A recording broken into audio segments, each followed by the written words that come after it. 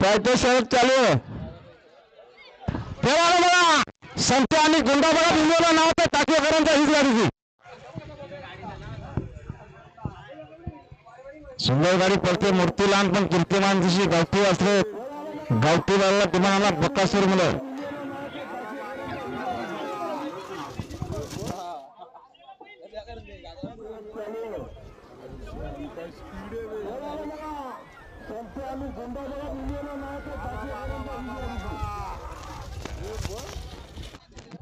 पेरेकरता कोणी जाऊ नका.